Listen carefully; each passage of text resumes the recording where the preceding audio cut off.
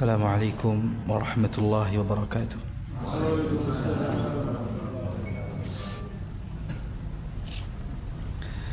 الحمد لله رب العالمين، والصلاة والسلام على المبعوث رحمة للعالمين وعلى آله وصحبه أجمعين ومن تبعهم بإحسان إلى يوم الدين. أما بعد, kita awali terlebih dahulu kajian tafsir kita dengan tilawah suratul Fajr atau surat Al-Fajr.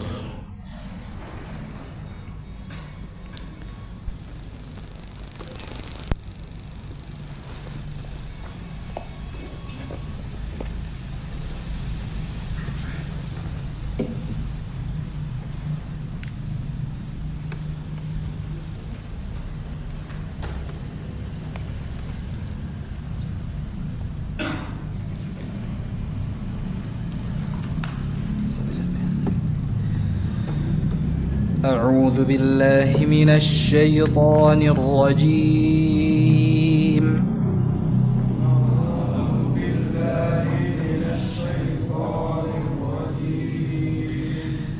بسم الله الرحمن الرحيم.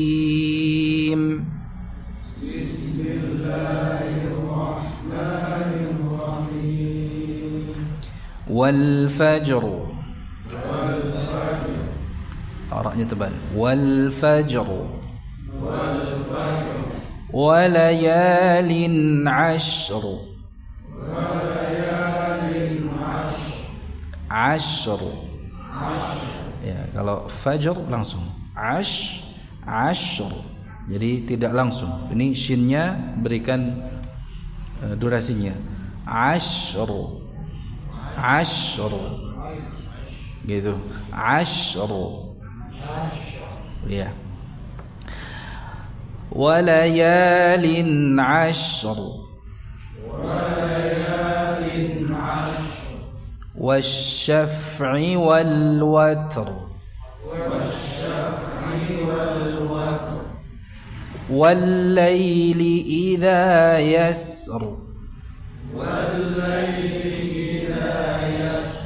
Ya, yasr sama dengan sebelumnya ashr.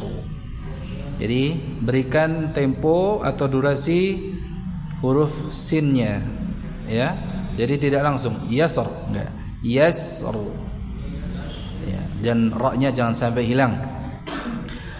Wallayli idza yasr.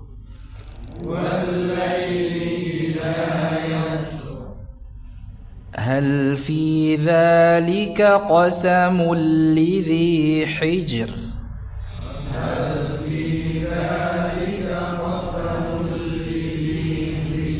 Nah, di sini ra-nya dibaca tipis, hijr. Ya, di mana ra-nya disukunkan karena waqaf, sebelumnya sukun, sebelumnya lagi kasrah. Hijr. Ya. Tidak dibaca tebal, hijr, sebagaimana sebelum-sebelumnya. Ya, wal fajr, ya, ashr, watr, yasr, itu tebal, ya. Untuk yasr di ayat yang keempat, maka kata yasr itu dapat dibaca tebal dan dapat pula dibaca tipis. Kalau dibaca tipis kembali kepada asalnya yasri, ya. Jadi untuk yasr dapat dibaca tebal, dapat dibaca tipis, ya. Adapun sebelum-sebelumnya maka dibaca tebal karena dia disukunkan karena waqaf, sebelumnya sukun, sebelumnya lagi fathah. Ya, beda dengan hijr. Hijr di sini dibaca tipis. Kenapa? Disukunkan karena waqaf, sebelumnya sukun, sebelumnya lagi kasrah. Maka dibaca tipis, bukan tebal. Hijr, salah. Hijr. Ya. Hal fi dzalika qasamul lidzi hijr.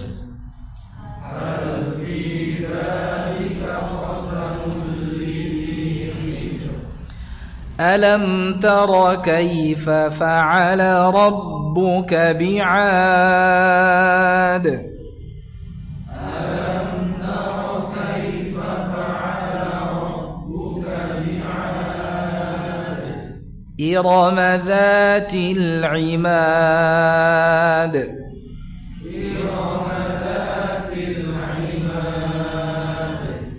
التي لم يخلق مثلها في البلاد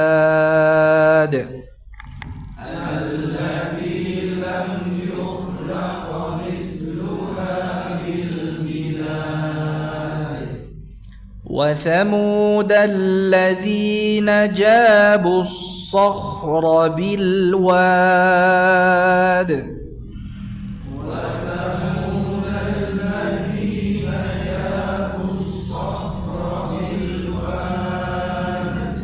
وفرعون ذي الأوتاد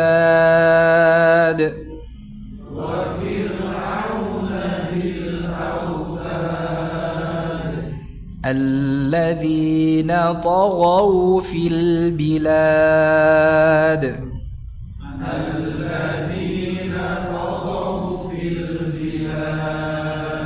فأكثروا فيها الفساد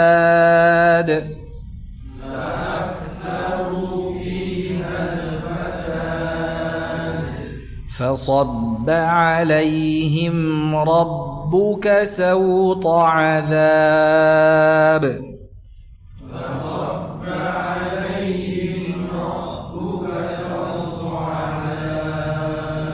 إن ربك لبالمرصاد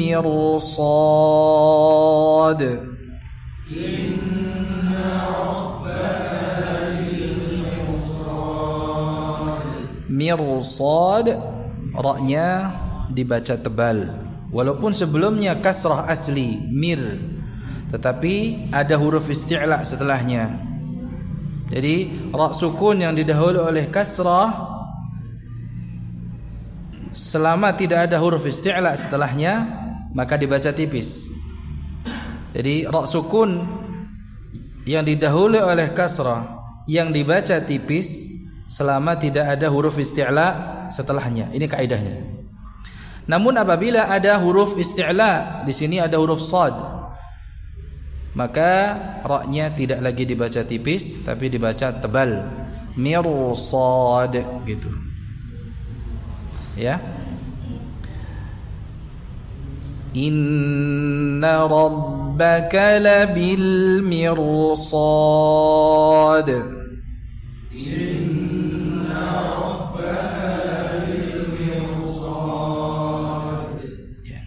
Cukup sampai ayat 14. Suratul Fajr, surat Al-Fajr, demikian dinamakan ya, dengannya liiqsamihi azza wa jalla bihi fi matla'iha, ya, dinamakan demikian karena surat ini diawali dengan firman Allah Subhanahu wa taala wal fajr, ya, dengan kata al fajr, ya. Allah Subhanahu wa taala bersumpah dengan waktu fajar. Suratul Fajr atau surat Al-Fajr ini adalah surat Makkiyah, ya. Secara ijma', dinukil secara ijma' bahwa surat Al-Fajr ini adalah surat Makkiyah. Apa definisi surat Makkiyah? Lawannya Makkiyah apa? Madaniyah. Makkiyah dan Madaniyah ini dikaitkan dengan tempat turunnya atau masa turunnya. Masa turunnya. Ya, ada yang mengaitkan dengan tempat turunnya. Surat yang diturunkan di Makkah disebut Makkiyah, surat yang diturunkan di Madinah surat Madaniyah. Itu ada pendapat yang mengaitkan dengan tempat. Memang kalau kita lihat istilahnya apa? Makkiyah diambil dari Makkah. Madaniyah diambil dari kata Al-Madinah. Nah, kalau kita nyebut Madinah itu dalam bahasa Indonesia. Kalau dalam bahasa Arab Al-Madinah ditambahi apa? Al-Ta'rif. Nah, kalau Makkah bukan Al-Makkah, karena dia dalam bentuk nakirah. Makkah. Kalau Madinah, Al-Madinah. Ya. Ya, kalau dilihat dari istilahnya saja, itu ini apa namanya, dikaitkan dengan apa? Nama tempat. Ya, nama kota. Kota Makkah dan kota Madinah. Jadi benar ya, ada yang benar dikaitkan dengan apa jemaah? Tempat. Tapi yang rajih di sini, yang lebih kuat tentunya Al-Makki wal Madani, ya. Sebagaimana yang kita pelajari dalam studi ilmu Al-Qur'an, itu dikaitkan dengan masa turunnya. Jadi para ulama membuat status, bukan status story antum, maksudnya status surat. Surat itu Makki atau Madaniyah dikaitkan kepada masa turunnya. Gitu ya. Walaupun istilahnya diambil dari apa? Istilah tempat turunnya. Tetapi yang dijadikan patokan, ya, dijadikan sandaran pada masa turunnya. Zamanun nuzul, bukan pada makanun nuzul, ya. Jadi masa turunnya. Jika surat itu diturunkan sebelum hijrahnya Nabi SAW, sebelum hijrah, maka disebut dengan surat Makkiyah. Seperti surat Al-Fajr ini. Ini berarti diturunkan sebelum hijrahnya Nabi SAW ke Madinah. Surat yang diturunkan setelah hijrahnya Nabi SAW, tentu di Madinah, ya, atau bahkan di Makkah. Bisa jadi di Makkah, ya, setelah hijrahnya Nabi SAW, maka disebut dengan surat Madaniyah, ya. Jadi walaupun turunnya di Makkah, tetapi apabila turunnya setelah hijrahnya Nabi SAW, walaupun turunnya di Makkah, disebut dengan surat Madaniyah. Wallahu a'lam. Ya, naqala al-ijma' ala dzalika ghairu wahidin minal mufassirin. Jadi surat Al-Fajr ini dinukil atau diriwayatkan secara ijma', ya, konsensus, ya, di kalangan mufassirin, tafsir, sebagai surat Makkiyah. Artinya ini surat yang disepakati, ya, muttafaq ala makkiyatiha, ya, makkiyatiha. Jadi tema tentang Makki Madani atau Makkiyah dan Madaniyah ini, surat dibagi menjadi 3 kelompok. Surat dalam Al-Quran dibagi menjadi berapa? Ada surat-surat yang disepakati Makkiyahnya, ada surat-surat yang disepakati Madaniyahnya, dan ada surat-surat yang masih diperselisihkan antara Makkiyahnya dan Madaniyahnya. Saya ulangi sekali lagi. Dalam tema Makkiyah dan Madaniyah, surat-surat dalam Al-Quran dibagi menjadi berapa? 3, ya. Ada kelompok surat-surat yang disepakati Makkiyahnya. Ada surat-surat yang disepakati Madaniyahnya, dan ada surat-surat yang diperselisihkan antara Makkiyahnya dan Madaniyahnya. Nah, kalau surat Al-Fajr ini dinukil secara ijma', berarti ini surat yang disepakati Makkiyahnya. Berarti ini surat yang disepakati Makkiyahnya. Baik. Surat-surat yang disepakati Makkiyahnya itu ada 75 surat. Ya, catat saja dulu informasinya. Ya, surat-surat yang disepakati Makkiyahnya itu ada 75 surat. As-suwarul muttafaq ala annaha Makkiyah. Dan surat-surat yang disepakati madaniyahnya ada 19 surat.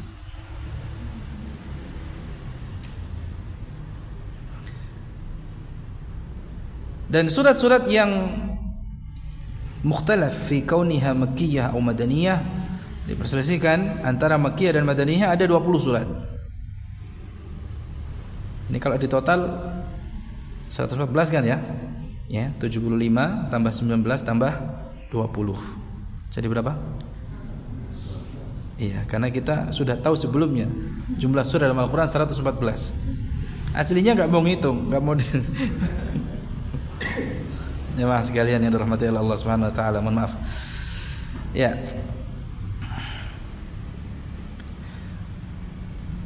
Nah, ini adalah sebentar. Jadi tidak apa-apa ya, kita merefresh kembali ya kajian tentang ilmu Al-Qur'annya, karena ini berkaitan erat. Kalau kita mengkaji tafsir, pembahasan Makki dan Madani itu erat kaitannya. Ya. Karena memang di dalam kita mengkaji tafsir ini, status surat Makkiyah atau Madaniyah itu berperan penting. Ya. Di dalam kita memahaminya, dalam kita memahami ayat-ayat atau surat-surat Al-Qur'an ini di dalam Al-Qur'an. Ya. Karena nanti kita bisa lihat temanya, ya kan? Dari kita mengenali surat itu Makkiyah atau Madaniyah, kita dapat mengetahui maudhu'at suar, tema suratnya gitu ya.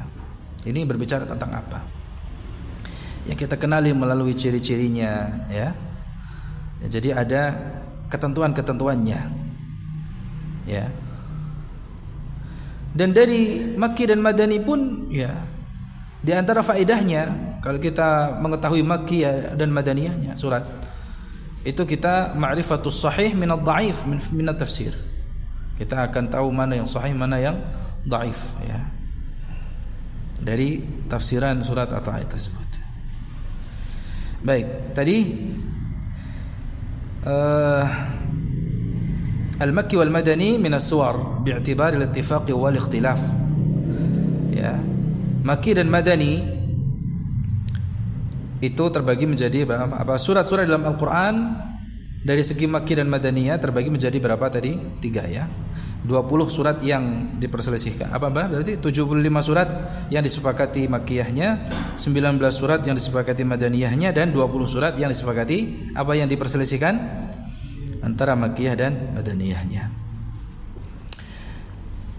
Al-asl, hukum asalnya di dalam, jadi gini, sebelum kita sebutkan apa saja surat-suratnya gitu ya.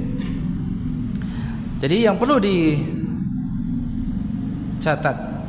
ya dan dipahami bahwa memang hukum asalnya, al-asl fi ma'rifatil Makki wal Madani ya, di dalam cara mengetahui ini surat Makkiyah atau Madaniyah itu diketahui dengan cara an-naqli as-sama'i, an-naqli as-sama'i 'ani sahabah. Jadi kita dapat mengetahuinya melalui riwayat an-naql ya, sehingga ya ini asalnya, hukum asalnya.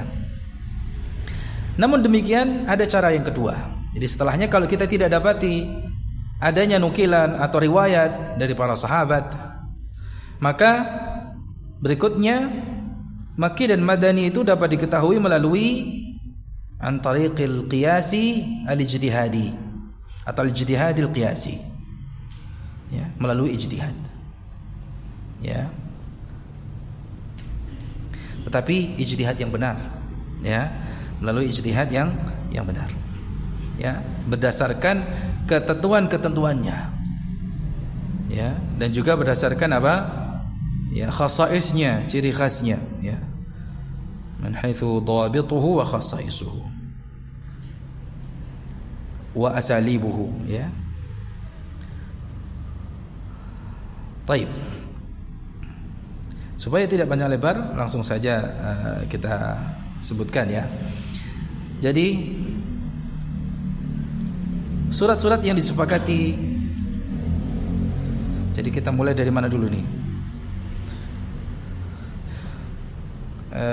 Kita mulai dari yang diperselisihkan dulu. Yang 20 surat. Ya, surat yang diperselisihkan statusnya antara Makkiyah dan Madaniyah. Ya, kita mulai dari yang kelompok 3 dulu ya. Enggak apa-apa ya. Jadi yang diperselisihkan status suratnya antara Makkiyah dan Madaniyah, ya, ada 20 surat. Al-Fatihah yang pertama, Ar-Ra'd, Al-Hajj, Ar-Rahman, Al-Hadid, As-Saff, At-Taghabun, Al-Insan, Al-Mutaffifin, Al-Qadr, Al-Bayyinah, Az-Zalzalah, Al-Adiyat, At-Takathur, Al-Asr, Al-Ma'un, Al-Kautsar, Al-Ikhlas, Al-Falaq, An-Nas. Ya, nanti tinggal buka ya. Apa ininya, alamat channelnya Dakwah Sunnah Malang ya, nanti bisa dilihat ya. Bagi yang bisa mencatat ya, catat dengan cepat tadi ya. Jadi 20 surat itu Al-Fatihah sampai dengan An-Nas tadi yang kita sebutkan. Ya. Adapun surat yang disepakati Madaniyahnya, yang berikutnya yang kedua ada 19 surat tadi ya. Mulai dari surat Al-Baqarah ya. Ini surat yang disepakati Madaniyahnya. Lalu Ali Imran, An-Nisa, Al-Maidah, Al-Anfal, At-Taubah. Ini panjang-panjang nih ya. Terus An-Nur, Al-Ahzab, Muhammad, Al-Fath, Al-Hujurat, Al-Mujadalah, Al-Hashr, Al-Mumtahanah, Al-Jumu'ah, Al-Munafiqun, At-Talaq, At-Tahrim, dan An-Nasr. Ini 19 surat yang disepakati Madaniyahnya. Adapun surat-surat lainnya yang belum disebutkan, itu berarti surat yang disepakati Makkiyahnya, begitu. Ya, silakan nanti dicatat ulang ya, bisa disimak ya di channel Dakwah Sunnah Malang. Oke. Ya, cukup sampai di situ dulu. Ya. Telah berlalu juga, nanti ini kepanjangan lagi ya, kita singgung lagi. Ya, apa ciri-cirinya gitu kan? Ketentuan dan ciri-cirinya dan uslubnya ya. Surat Makkiyah itu mulai dari gaya bahasanya, tematiknya itu ya berbeda ya. Baik. Jamaah sekalian dirahmati Allah Subhanahu wa taala, ya. Kita sekarang masuk kepada keutamanya dulu ya. Jadi setelah kita mengetahui status suratnya, apa keutamaan daripada surat Al-Fajr ini? An Jabir radhiyallahu an, shalla Mu'adzun salatan, faja'a rajulun fa shalla ma'ahu fatawwal. Ini hadis Jabir ini sudah kita sampaikan di tafsir surat-surat sebelumnya. Ya, ada surat Al-Ala gitu ya. Surat-surat yang merupakan rekomendasi gitu ya. Surat yang direkomendasikan untuk dibaca oleh Nabi SAW. Dan itu berasal dari kejadian seorang sahabat yang bernama Mu'adz bin Jabal. Ya. Suatu saat salat di kampungnya. Jadi setelah salat bersama Nabi SAW, kembali kemudian salat. Kemudian ada orang yang menjadikannya imam, atau dia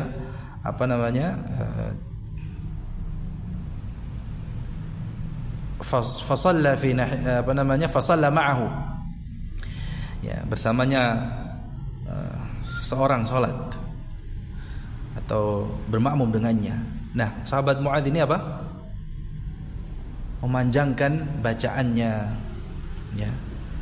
Ingat ya? Jadi di daurah apa? Di sini dulu. Imam ya.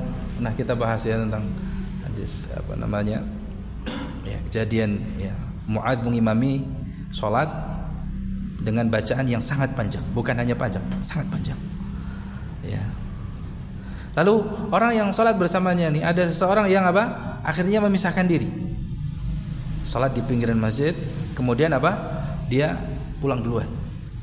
Menyelesaikan salatnya lalu dia pulang.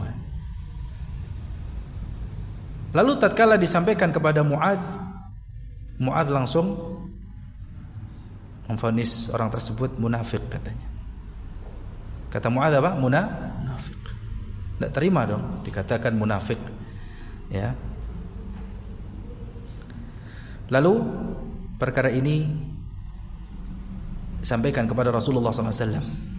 Orang tadi minta fatwa, fasa'ala, ya, atau ya.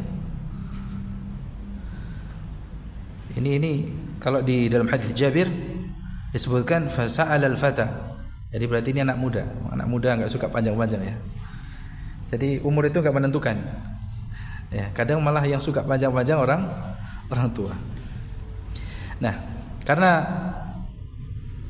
seorang anak muda tadi ya tidak terima dikatakan munafik oleh Mu'adz. Ya, lapor kepada Rasulullah. Faqala ya Rasulullah, ji'tu usalli ma'a. Fatawwala 'alayya fansaraftu. Wa sallaitu fi nahiyatil masjid. Ya.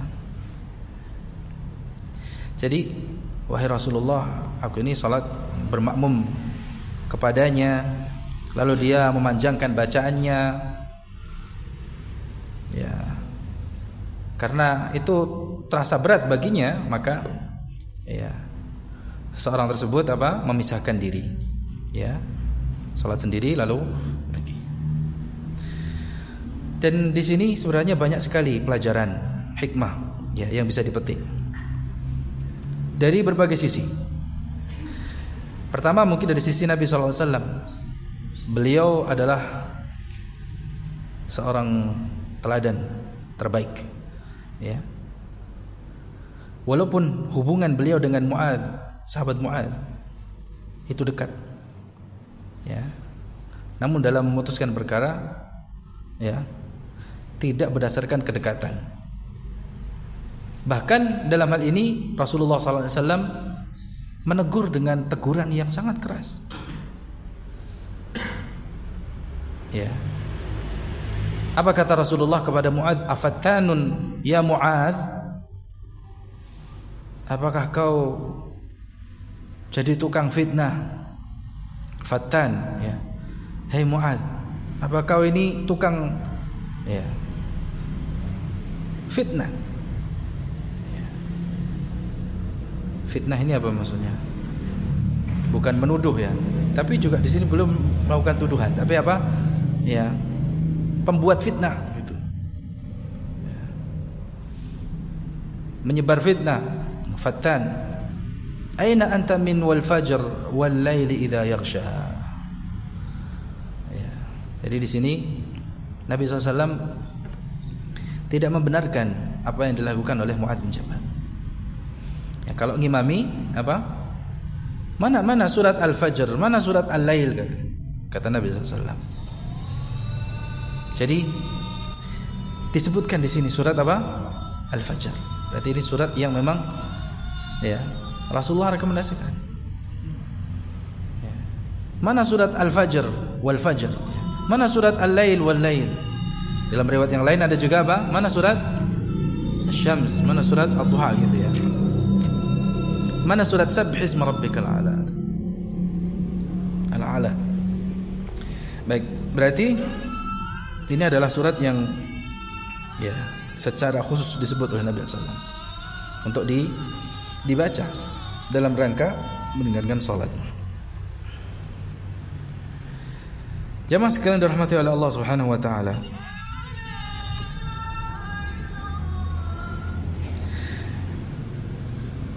Berikutnya Maqasidus surah. Ya. Surat Al-Fajr ini di antara maksudnya sebagaimana yang dapat kita lihat di dalam tafsir Ibnu Ashur. Yang pertama, surat ini sebagai surat yang dengannya Allah meneguhkan hati Nabi sallallahu alaihi wasallam. Ya. Tathbitun Nabi sallallahu alaihi wasallam. Jadi dengan surat ini Allah ingin meneguhkan pendirian, ingin meneguhkan hati Nabi sallallahu alaihi wasallam. Ya. Dan di dalam surat Al-Fajr ini ada penetapan hari akhir, hisab, ya, pahala, ganjaran dan serta apa? Hukuman. Baik, itu yang ya, di antara maksud utama ya dari surat Al-Fajr ini. Dan di bagian yang pertama ini ada dua tema. Ya. Yang pertama, Allah memulai surat Al-Fajr ini dengan sumpah, ya, sebagai bentuk pengagungan terhadap apa yang dengannya Allah bersumpah. Ya, jadi surat ini dimulai dengan qasam, ya, atau iqsamullahi azza wa jal, sumpah Allah subhanahu wa ta'ala dengan 5 hal, ya, yang mulia. Tentu sesuatu yang dengannya Allah bersumpah berarti itu adalah sesuatu yang mulia. Ya, iftitahus surah bil qasam bi khamsati asya' syarifah. Lalu kemudian yang kedua, at-tadhkir. Ini, ya, dari mulai ayat ke-6 sampai ke-14. Jadi ayat pertama sampai ke-5 itu temanya tentang apa? Sumpah Allah, ya. Kemudian ayat yang ke-6 sampai dengan 14, di situ ada peringatan, ya, kepada orang-orang musyrik. Dan peringatan yang keras ini baik itu kepada kaum-kaum terdahulu seperti kaum 'Ad, Tsamud, juga Fir'aun, disebabkan karena kesombongan mereka, kekufuran mereka, perbuatan melampaui batasnya mereka, dan kerusakan yang mereka lakukan. Ya. Ini dua tema yang bisa kita, ya, petik di bagian yang pertama dari surat Al-Fajr ini, ya, ayat pertama sampai dengan ayat 14. Baik, sudah masuk waktu azan? Belum. Baik, kita masuk ke ayat yang pertama, wal fajr, ya, walayalin 'ashr wasyaf'i wal watr wal laili idza yasr. Ya, ini semuanya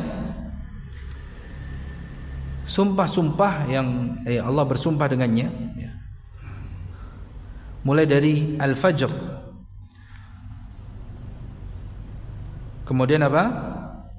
Al-Fajr itu waktu fajar atau apa? As-subh, ya. An-nur sati', ya, cahaya yang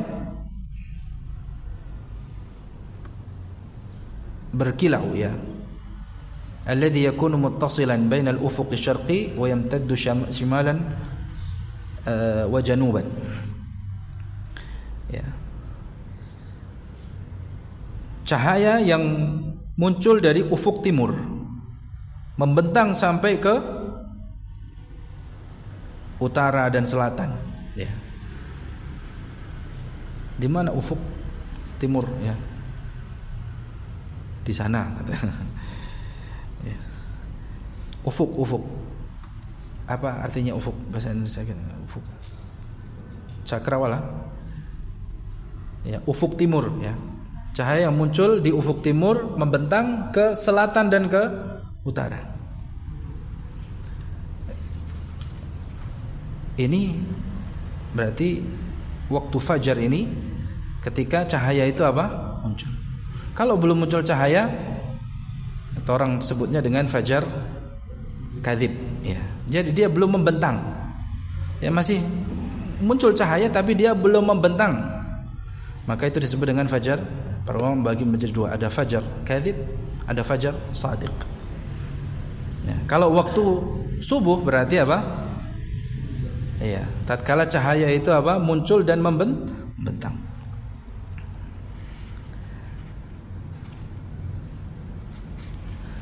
Baik, ada Allah bersumpah dengan apa tadi?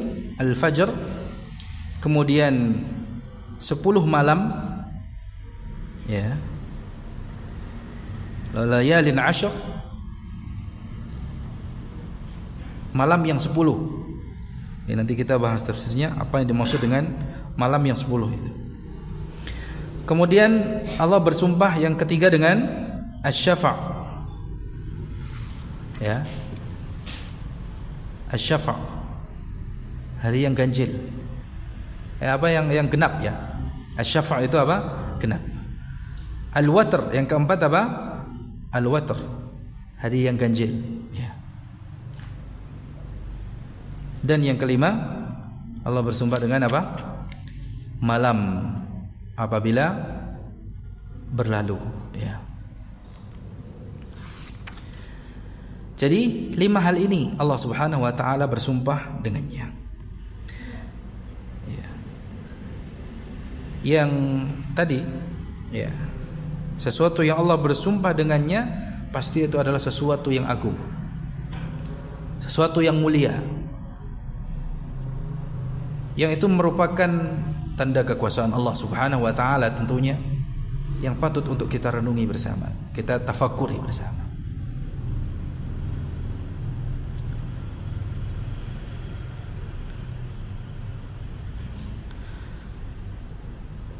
Yang pertama Allah Subhanahu wa taala bersumpah dengan fajar, waktu subuh ya. Wal fajr, demi fajar, artinya waktu subuh, di mana cahaya itu ya, muncul di ufuk timur ya, membentang sampai ke selatan dan ke utara.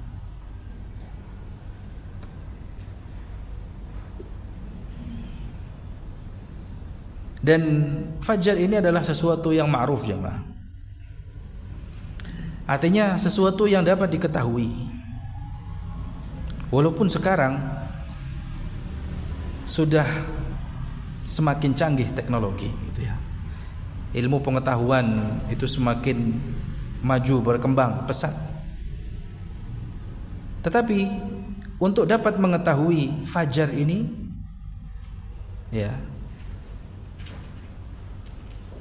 itu sebenarnya ya, jadi ilmu pengetahuan itu atau teknologi yang canggih itu ya, itu untuk memastikan saja, lebih untuk apa namanya, menjadi wasilah ya, atau pendukungnya gitu. Tetapi sebenarnya untuk dapat mengetahui fajar ini, maka insyaallah ya, hampir semua orang bisa mengetahuinya. Karena fajar ini adalah sesuatu yang ma'ruf. Ya, tinggal orang mau melihatnya atau tidak.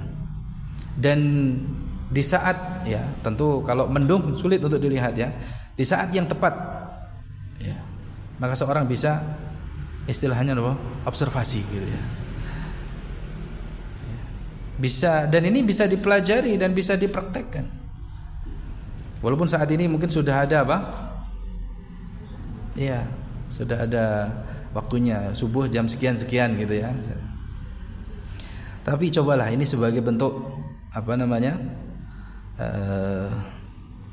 sunnah ya. Karena waktu ini telah ditentukan oleh Allah Subhanahu wa taala. Dan sesuatu yang ditentukan oleh Allah Subhanahu wa taala terkait dengan waktu salat ini, seorang bisa mengetahuinya. Ya.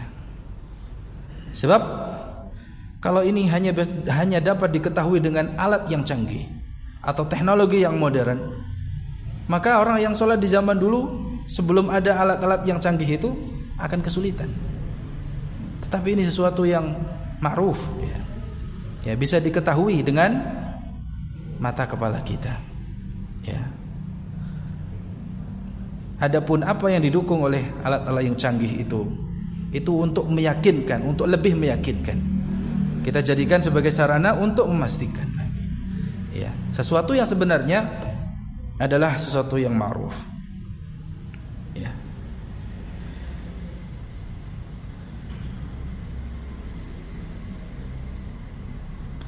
Dan tentunya antara satu musim dengan musim yang lainnya itu akan dapat berbeda. Tapi ini sesuatu yang ya bisa diketahui ya dengan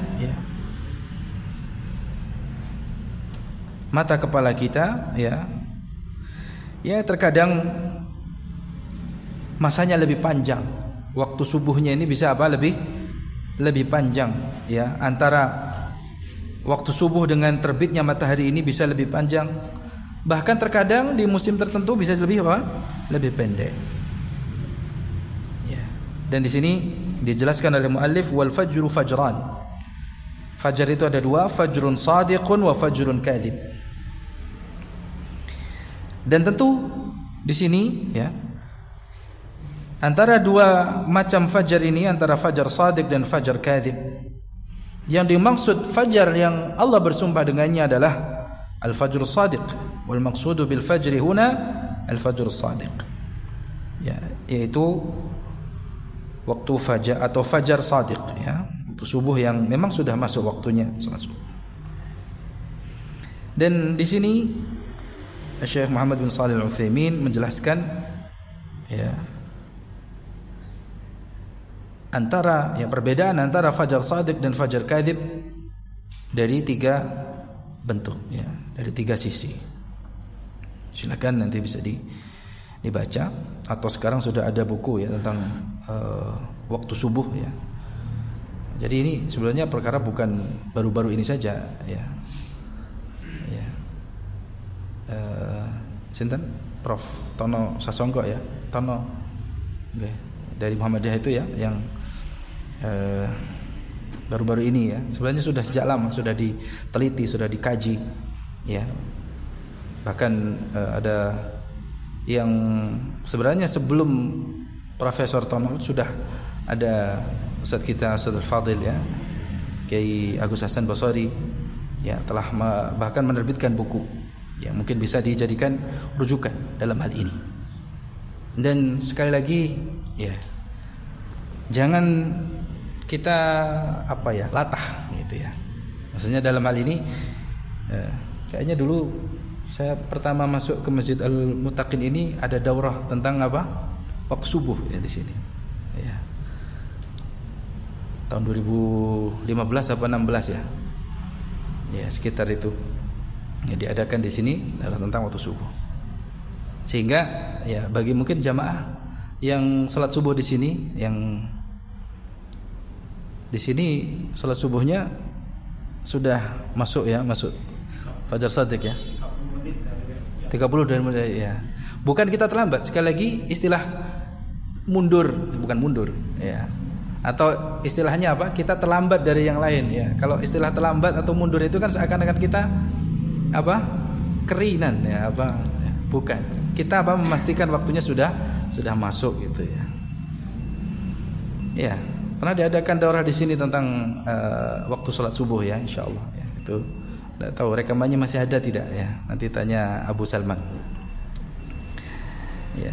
Dan di sini juga Syekh Muhammad bin Shalih Al-Utsaimin menjelaskan ya perbedaan antara fajar shadiq dan fajar kadhib. Jadi ini sebenarnya sudah sejak dulu dibahas oleh para ulama. Ya. Dan kita tidak perlu latah gitu ya. Kan sudah ada waktu salat subuh yang abadi gitu ya. Ada. Atau hanya ikut-ikutan saja ya. Memang kalau kita sebagai muqallid ya tinggal ikut saja ya. Masalah benar salahnya ijtihad ditanggung oleh siapa? Para ulama gitu ya.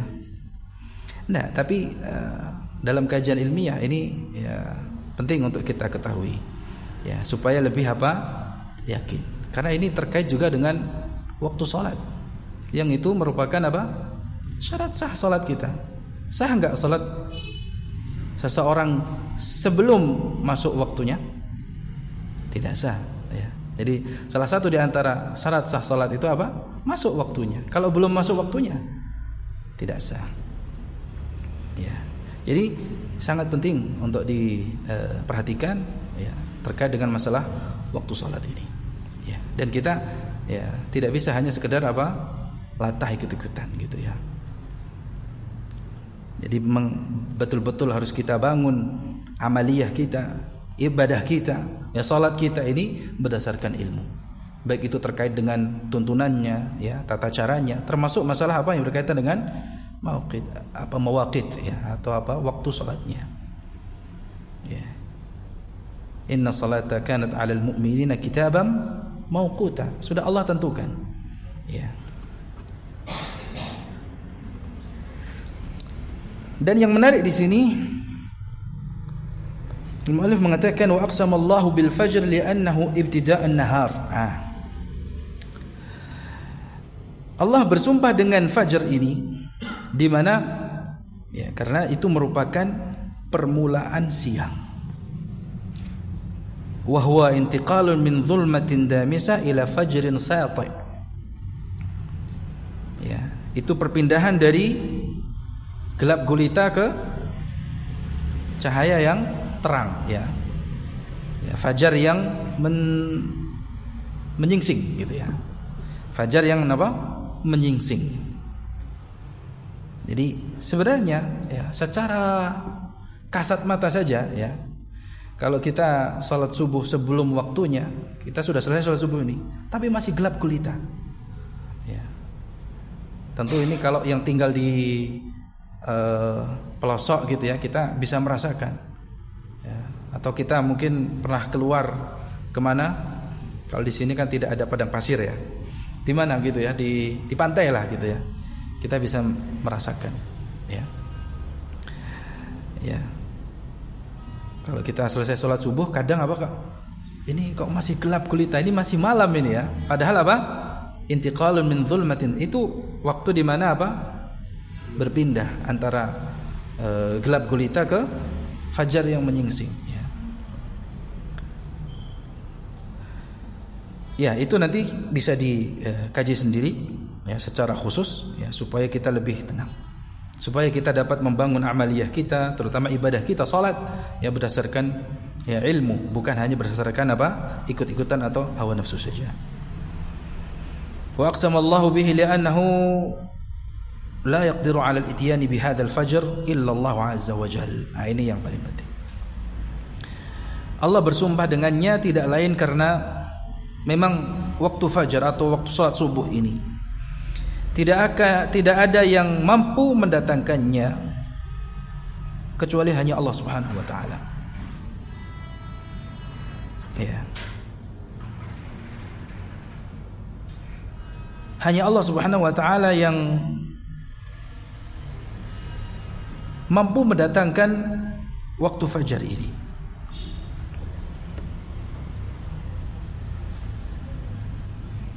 Qul ara'aytum in ja'ala Allahu 'alaykum al-laila sarmadan ila yaum al-qiyamah man ilahun ghairu Allah ya'tikum bi dhiya' afala tasma'un. Apa artinya? Surat Al-Qasas ayat 71. Coba dibaca.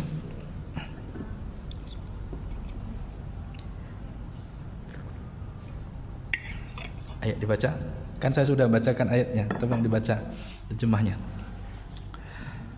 Katakanlah wahai Muhammad. Ya. Ya.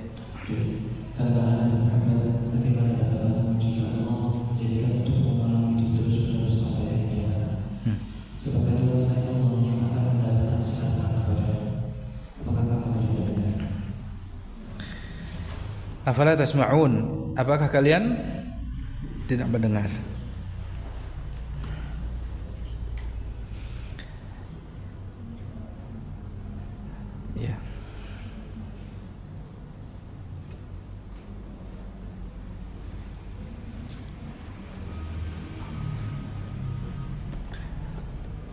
Baik. Jadi ini di sini dijelaskan kenapa Allah Subhanahu wa taala bersumpah pertama dengan fajar. Sampai surat ini juga dinamakan dengan suratul Fajar. Karena memang tidak ada seseorang pun yang dapat mendatangkan waktu subuh ini kecuali hanya Allah Subhanahu wa taala.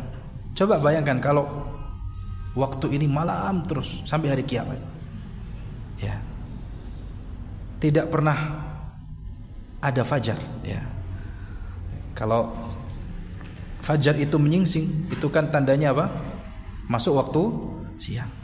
Kalau sudah masuk waktu siang, maka orang itu merasa apa? Cerah, ceria. Kalau gelap, tidur.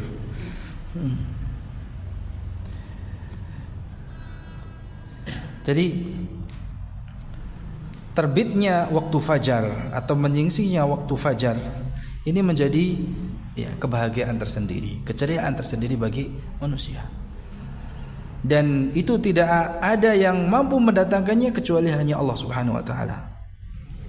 Makanya Allah Subhanahu wa taala bersumpah dengannya.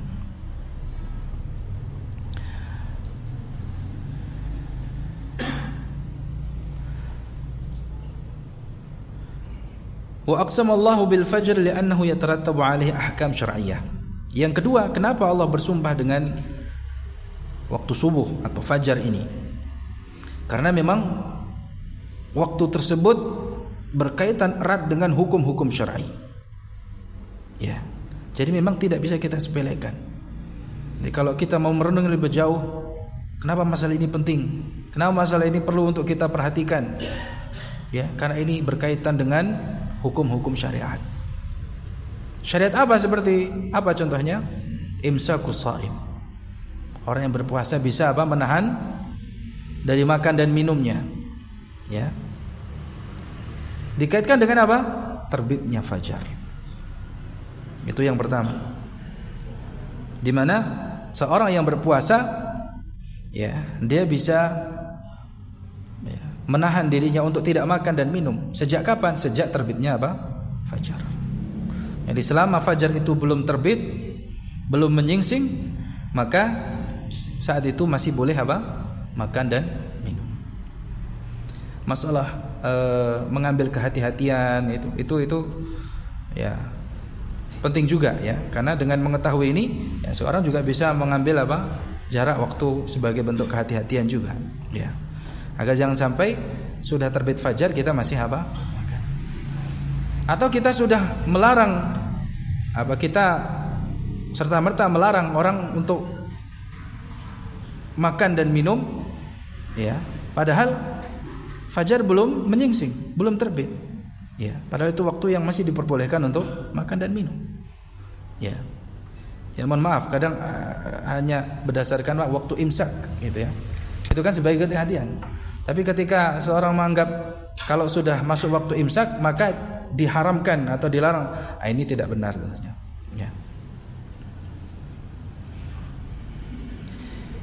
Jadi hukum syariat yang berkaitan dengan waktu fajar ini terkait dengan orang yang berpuasa, kapan dia harus menahan dirinya. Itu yang jadi patokan waktunya. Kemudian hukum syariat lainnya adalah masuknya waktu sholat fajar itu tadi. Sebagaimana yang tadi kita sebutkan, ini terkait dengan keabsahan sholat. Keabsahan sholat. Kalau umpamanya orang itu sholat di awal waktunya, tentu itu yang afdal, yang paling utama. Ataupun kalau tidak di awal waktunya, masih di waktunya, sah nggak sholatnya? Sah, tetap sholat, tetap sah. Bahkan di akhir waktunya, bahkan di akhir apa? Waktunya, selama masih di waktunya. Jadi umpamanya tadi kisarannya berapa? Antara kan berbeda-beda antara musim satu dengan musim yang lain bisa berbeda-beda durasinya. Mungkin ada yang 1 jam atau ada yang kurang dari itu. Selama matahari itu belum terbit dan itu masih masuk waktu fajar, salat subuh, maka salat yang dilakukan di waktu itu sah. walaupun itu di akhir apa? Waktunya. Asal jangan dibiasakan. Karena di beberapa negara atau di mana di Turki ya, itu sholatnya itu sudah diakhirkan gitu ya, diakhirkan. Ya, itu. Nah, tentu yang di awal waktu itu lebih utama. Tetapi kalau sholat itu dikerjakan tetap di waktunya walaupun di akhirnya, sah nggak sholatnya? Sah. Tetapi pertanyaannya di sini, kalau sholat itu dilakukan sebelum waktunya, itu yang jadi polemik di situ kan apa? Sholat ini dilakukan sebelum waktunya, maka sudah pasti tidak sah karena belum masuk waktunya. Maka di sini menjadi apa? Penting itu kaitan hukum syariat ya dengan waktu fajar atau waktu subuh ini. Ya, masuknya waktu sholat subuh. Wa huma hukmani syar'iyyani 'aziman. Ya, keduanya adalah hukum syariat yang agung. Dan yang paling agung, paling penting, paling urgent adalah dukhul waktu shalah, masuknya waktu salat. Ya. Ay annahu yajibu an nura'i al-fajr. Ya. Jadi kita wajib ya, bahkan apa? Wajib memperhatikan fajar shadiq ya. Waktu salat subuh ini min ajli dukhuli waktu shalah. Ya. Karena ya masuknya waktu salat itu jauh lebih penting ya daripada yang lainnya. Bahkan ya terkait dengan masuknya waktu salat ini jauh lebih penting ya daripada masalah kita apa menahan diri pada saat kita apa puasa ya, menahan diri untuk tidak makan dan minum saat kita hendak berpuasa.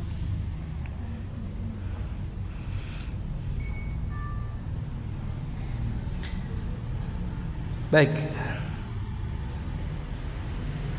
sudah masuk waktu Isya ya. Silakan kumandangkan azan terlebih dahulu. Saya ingin menyelesaikan sampai ayat 5 dulu ya.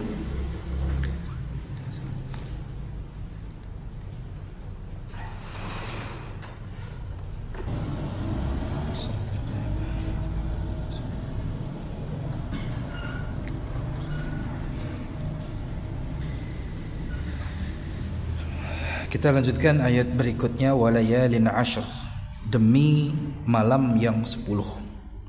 Apa yang dimaksud dengan malam yang 10? Kalau kita melihat kata-kata malam itu kapan? Malam itu lawannya siang kayak gitu ya. Malam itu kapan? Apa malam itu apa? Lawan daripada siang. Namun bahasa Arab itu luas. Dalam bahasa Arab ya, malam itu bisa dimaknai sebagai hari. Jadi kalau disebut malam yang 10 bisa dimaknai apa? Hari yang 10 ya. Jadi pertama apa? Bahasa Arab itu apa? Luas jemaah. Sehingga maksud daripada demi malam yang 10 itu maksudnya apa? Hari yang 10. Hari yang 10.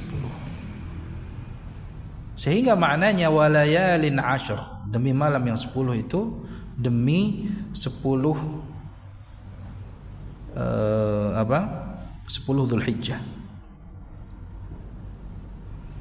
Ya. Jadi terkadang malam itu maksudnya adalah hari. Ya. Hari itu kadang dimaksudnya apa? Dimaksudkan malam. Ya, jadi dalam bahasa Arab ya penyebutan malam itu maksudnya bisa dimaksudkan apa? Hari. Ya, hari itu juga bisa dimaksudkan apa? Malam. Ya, malam-malam. Ya, jadi pendapat yang pertama ya menerangkan kepada kita bahwa yang dimaksud dengan malam yang 10 itu maksudnya adalah Ashri Dzulhijjah. Jadi harinya ya 10 hari pertama bulan Dzulhijjah ya. yang sama-sama kita ketahui besar sekali keutamaannya, ya, di 10 hari pertama dari bulan Dzulhijjah. Bukan hari ke-10 ya. Maksudnya apa? Ya, Ashri Dzulhijjah, 10 hari pertama bulan Dzulhijjah. Ya, li'azimi fadliha. Tentu karena besarnya, agungnya keutamaan pada 10 hari pertama bulan Dzulhijjah tersebut. Kata Nabi sallallahu alaihi wasallam, "Ma min ayyamin al-'amalu salihu fiha ahabbu ila Allah 'azza wa jalla min hadhihi al-ayyam." Ya.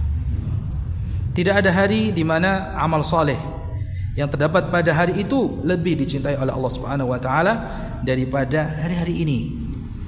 Ya, maksudnya adalah 10 hari pertama bulan Dzulhijjah.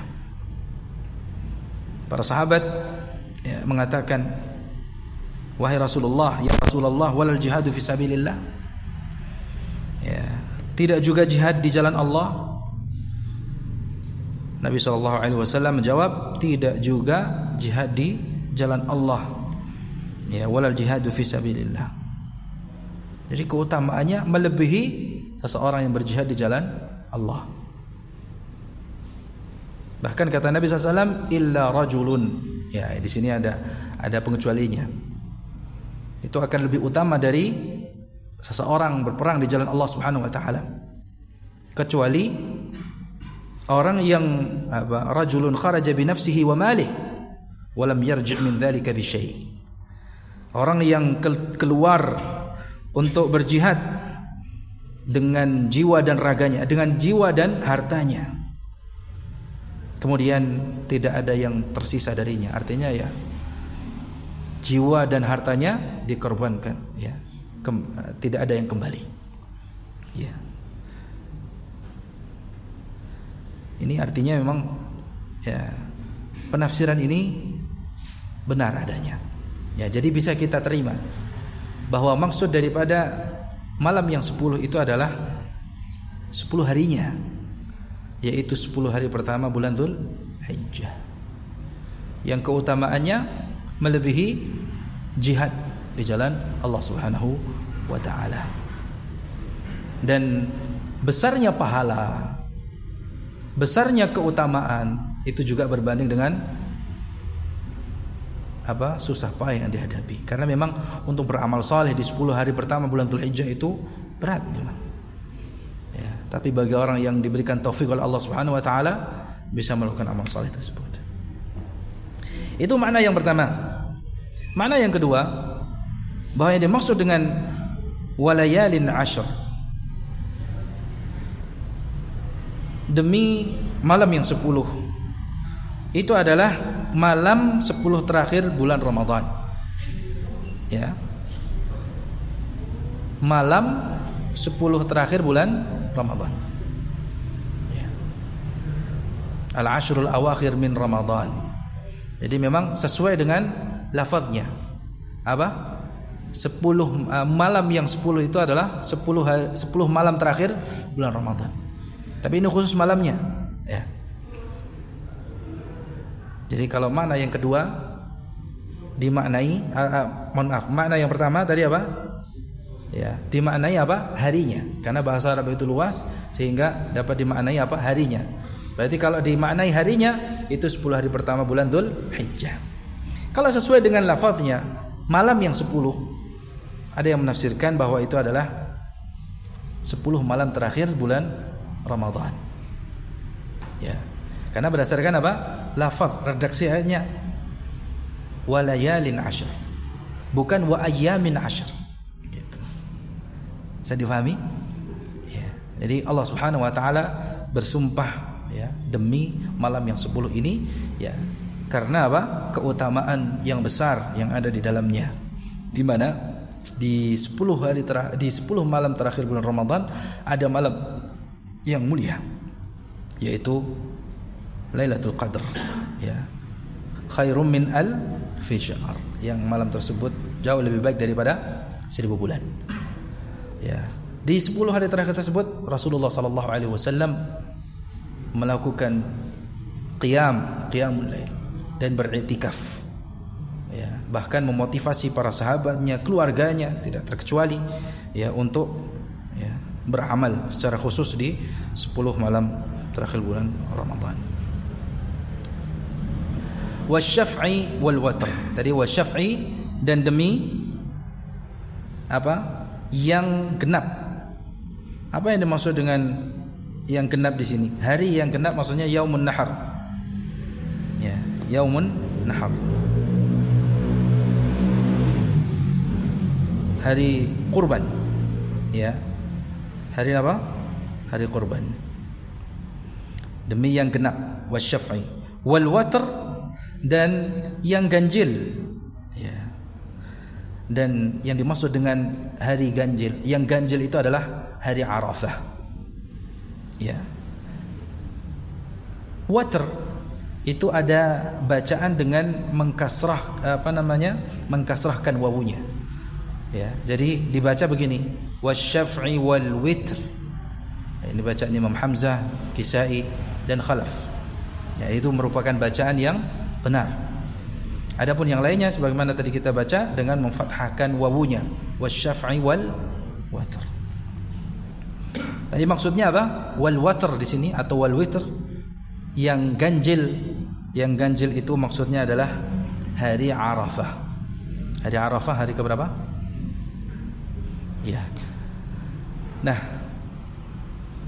ini berdasarkan hadis Jabir bin Abdullah radhiyallahu anhu.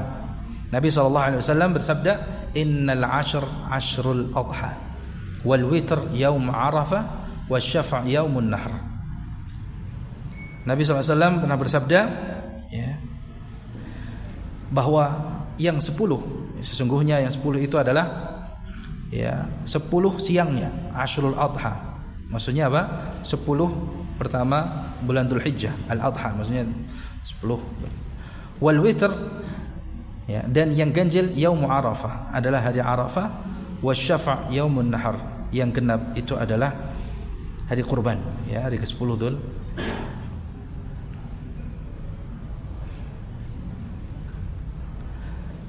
Dan yang kelima yang Allah bersumpah dengannya, wal laili idza yasr, dan demi malam apabila ia berlalu. Berlalu dengan membawa apa? Membawa kegelapan, ya, sehingga para hamba dapat beristirahat sebagai bentuk kasih sayang Allah Subhanahu wa taala, ya, dan hikmahnya kepada hamba-hambanya.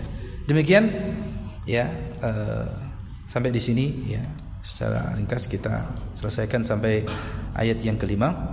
Mudah-mudahan, ya, bermanfaat. Sekali lagi, Allah Subhanahu wa taala bersumpah dengan semuanya ini, yang semuanya tunduk kepada Allah Subhanahu wa taala, cukup untuk membuat kita semakin bertambah keimanannya, semakin tunduk kepada Allah Subhanahu wa taala, agar senantiasa istiqamah di dalam agamanya. Wassallallahu wasallam ala nabiyyina Muhammad wa ala alihi wa sahbihi ajma'in. Alhamdulillahirabbil alamin. Subhanakallahumma bihamdika asyhadu an la ilaha illa anta astaghfiruka wa atubu ilaik. Assalamualaikum.